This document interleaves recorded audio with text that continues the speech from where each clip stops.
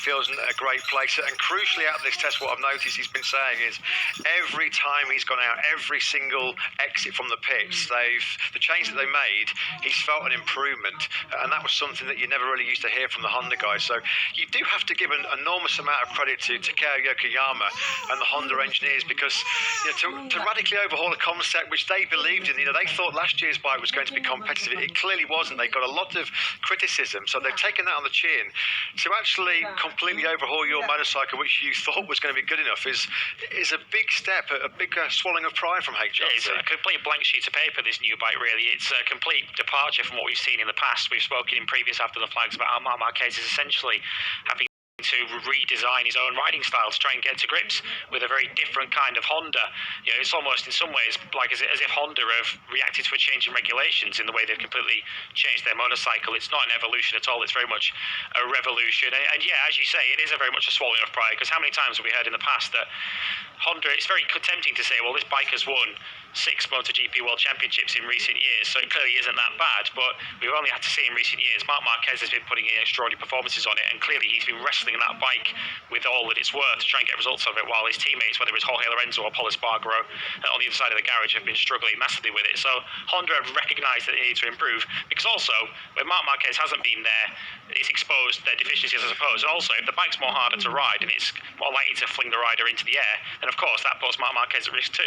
Yeah, Marc Marquez's genius over the last decade or so has kind of papered over some of the problems that Honda have clearly had. He was such a massive loss for them over the last 2 years. It's kind of his absence, as Lewis said, really did force them into this radical overhaul. But now it looks like finally we might have a Honda on our hands that's kind of one size fits all. It's a motorcycle that will suit a lot of different riding styles. Let's stay with the Honda theme, shall we, and quickly touch upon Taka Nakagami, because I think it's fair to say he's had a pretty solid start as well to 2022. Big year for him, of course. He knows that he's got to somehow start finding a way to Parc Ferme on a Sunday afternoon. He needs podiums to keep his ride in the Individual LCR Honda team. But again, Lewis, another ride. I think we haven't seen the best maybe of Alex Marquez and Taka Nakagami this weekend. I think every time they've pushed for fast lap times, they've not got in a clean lap on the soft tyre. They've made small mistakes which have cost them. But again, all the noise that are coming out of the Nakagami camp are big praise for this new Honda and how much he feels like it's going to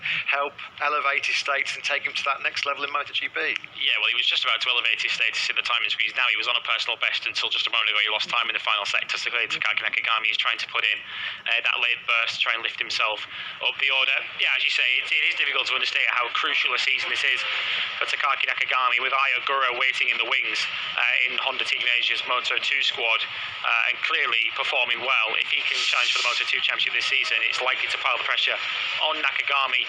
But what really stood out for Nakagami when he was at his best was his consistency, that ability to finish regularly in the top 6, to bring in those points finishes for Honda in a season when, of course, Marc Marquez wasn't around.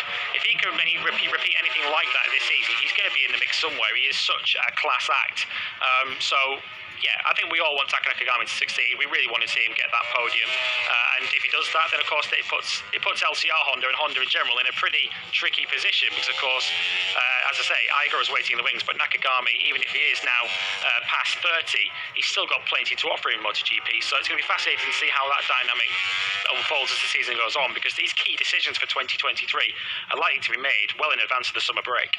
So there are about 3.5 minutes remaining of the pre-season testing campaign ahead of the MotoGP World Championship in 2022. We'll stick here in Barcelona in the studio for a few more minutes as we count down to the final classification. We will be joining Jack Appleyard and Simon Crafar immediately once the checkered flag has been thrown for their tech wrap at the end of this Mandalika test. So we just saw there some live pictures as there's a late flurry of activity over on circuit in Mandalika. I can see Fabio Quartararo, the world champion. It looks like he's still working very hard. Perfect time really to leave Honda and perhaps turn our attention to Yamaha. You've already alluded to it so far in this programme, Lewis, with your chat with Simon. the time screens paint a slightly different picture to the reality. Fabio Quartararo, when he's out on that Yamaha, looks pretty happy and pretty fast, but behind the scenes there's this undercurrent of discontent. Clearly the bike has not developed to the extent that Fabio wanted it to in the winter. On average last season we saw the Yamaha 9 kilometres down through the speed traps.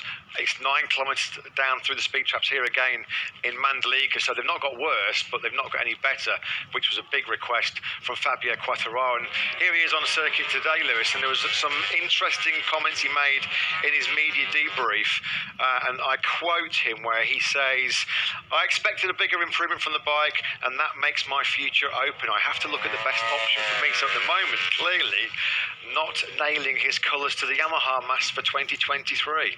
No, it's very fascinating that, and yeah, I don't know whether it's just me, but I fear I'm getting Suzuki 2021 vibes from Yamaha at the moment. They were the class of the field in 2020. They had such a dominant package.